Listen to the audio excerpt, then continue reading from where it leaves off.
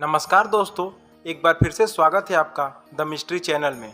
आज की इस वीडियो में हम बात करने वाले हैं कि आखिर कौन था रामायण का सबसे शक्तिशाली योद्धा। पूरी जानकारी के लिए वीडियो में अंत तक बने रहें और अगर अभी तक चैनल को सब्सक्राइब नहीं किया है तो सब्सक्राइब कर लीजिए। तो शुरू करते हैं आज की इस वीडियो को। दोस्तों, आपने रामायण तो देखी ही होगी, लेकिन क्या आप जानते हैं कि रामायण में सबसे शक्तिशाली योद्धा कौन था? श्री राम स्वयं विष्णु के अवतार थे और उन्हें बहुत प्रकार की विद्या प्राप्त थी।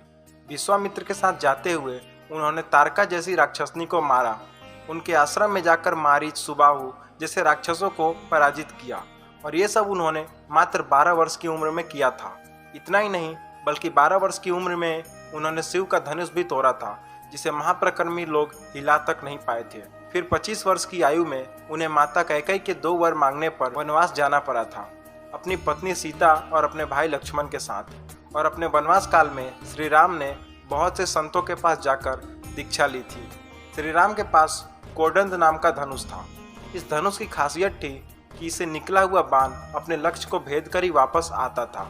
एक बार की बात है, देवराज इंद्र का पुत्र जयंत, जिसे यह शक था कि यह वन में भटकने वाले भगवान हैं, इसलिए उसने श्री राम को चुनौती देने के उद्देश्य से कौवे का रूप धारण किया और सीता जी के पैरों में चोंच मारकर खून बहाकर भागने लगा।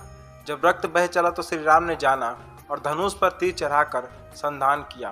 अब तो जयंत जान बचाने के लिए भागने लगा।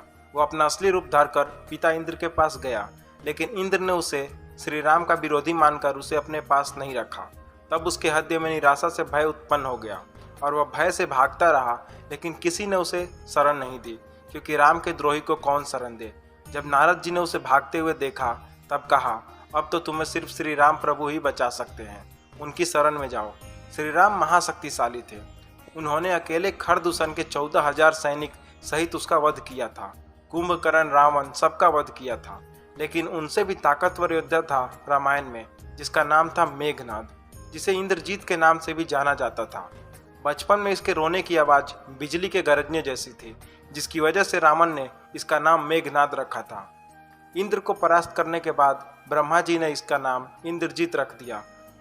मेघनाद का नाम उन योद्धाओं में आता है जिसके पास ब्रह्मा जी का ब्रह्मास्त्र, विष्णु जी का वैष्णव अस्त्र और शिव जी का पशुपति अस्त्र था। इसने अपने गुरु शुक्राचार्य के देखरेख में रहकर तथा त्रिदेवों द्वारा कई अस्त्र शस्त्र एकत्र किए।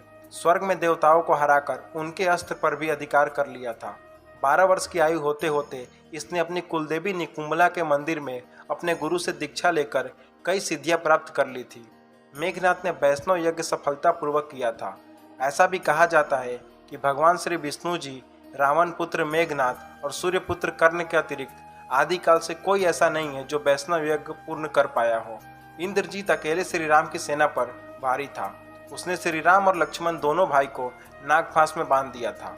लक्ष्मण को तो शक्ति मारकर मेघनाद ने लक्ष्मण की लीला समाप्त कर दी थी, लेकिन हनुमान जी ने संजीवनी बूटी लाकर लक्ष्मण जी को बचा लिया।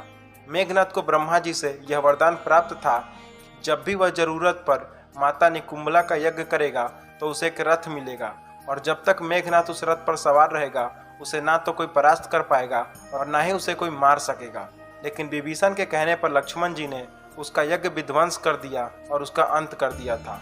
लेकिन निश्चित ही पितृभक्त मेघनाद रामायण का सबसे शक्तिशाली योद्धा था, जिसे मारने के लिए लक्ष्मण जी को 14 वर्ष ब्रह्मचर्य का पालन करना पड़ा था। ब्रह्मचर्य में लक्ष्मण जी ने क्या क्या नहीं किया था, इसके लिए मैंने अलग से वीडियो बनाई है। वीडियो की लिंक आपको डिस्क्रिप्शन में मिल जाएगी। तो अगर वीडियो पसंद आई हो तो वीडियो को लाइक करें और हमसे जुड़े रहने के लिए चैनल को सब्सक्राइब कर बेल नोटिफिकेशन जरूर ऑन कर लें। अंत तक देखने के लिए धन्यवाद।